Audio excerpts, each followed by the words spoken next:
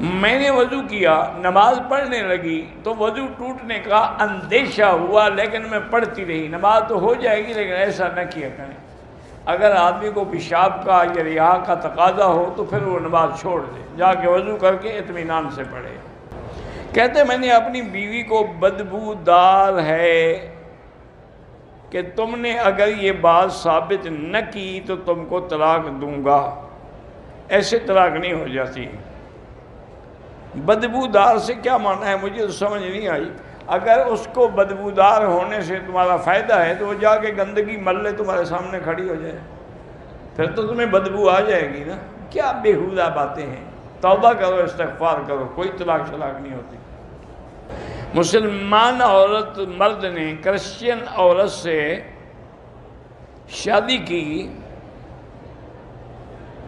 تو بہرحال اگر وہ صحیح معنی میں نصرانی یا ہے، عیسائی ہے، پھر تو ٹھیک ہے، ورنہ آج کل تو کرسچین جو ہے وہ عیسائی بھی نہیں ہو تو مشرک ہیں، کافر ہیں، ان سے نکاح نہیں ہوتا۔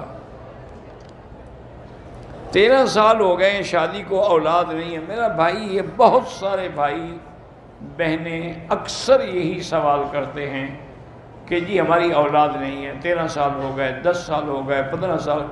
میرا بھائی، اس میں کوئی شک نہیں کہ اولاد دینے والی اللہ کی ذات ہے۔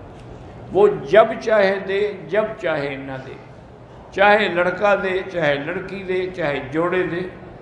لیکن اسباب پر عمل کرنے کا بھی حکم ہے کہ میاں بیوی پہلے دونوں جا کے ٹیسٹ کروائیں کہ نقص کس میں ہے، خاوند میں ہے یا بیوی میں ہے۔ اگر نقص خاوند میں ہے تو وہ علاج کروائے اور پھر دعا بھی کرے تو فائدہ ہوگا۔ اگر وہ علاج نہ کرائے اور صرف دعا کرتا ہے، اس جیسے آپ روٹی نہ کھائیں لیکن کہتے رہیں الحمدللہ الذی اطعمنا وسقانا، تو کیا فائدہ ہوگا؟ وہ کھائیں گے تو دعا بھی لگے گی۔ وہ بھی علاج جب تک نہیں کرائیں گے تو 10 سال گزار دیے علاج نہیں کرایا۔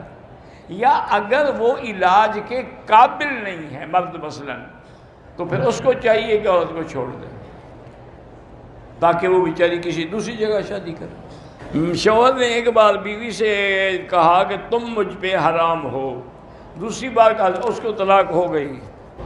میں یتیم بھی ہوں، غریب ہوں، 4 سال ہو گئے شادی کو، لیکن میرا شوہر جو ہے وہ نامرد ہے۔ میرے والدین کو تو پتہ نہیں ہے لیکن میرے شوہر کے گھر والوں کو پتہ ہے۔ وہ ٹھیک بھی نہیں ہوتا۔ آپ کو خلع لینے کا حق ہے، آپ خلع لے لیں۔ اگر آدمی جنابت میں ہے تو اپنے بغلوں کے بالوں کی اور زیر ناف بالوں کی صفائی ہاں کر سکتا ہے۔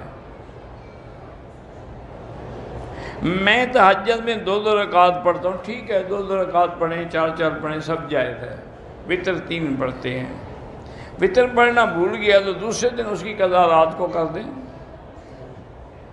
میں والدہ کو ایصال ثواب کے لیے خود قرآن پڑھتا ہوں۔ کوئی بدعت نہیں، آپ پڑھا کریں اور ثواب بخشا کریں۔ عمرہ ادا کرنے کے بعد بال کٹوانے کا دکان نہیں ملی، پھر ہم صبح بال کٹوائے، کوئی اگر احرام نہیں کھولا، کپڑے نہیں پہنے، بال صبح کو کٹوائے، کوئی حرج نہیں۔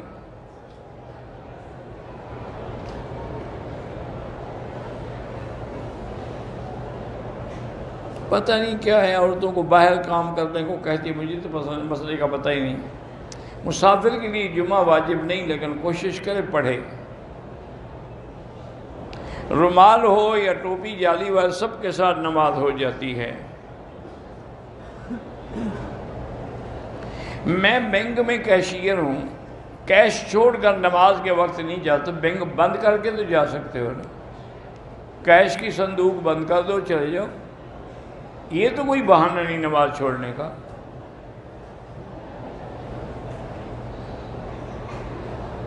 ڈائمنڈ پر تو زکوٰۃ نہیں ہے، لیکن اگر ڈائمنڈ گولڈ پہ لگا ہوا ہے تو سونے پر تو زکوٰۃ ہے نا۔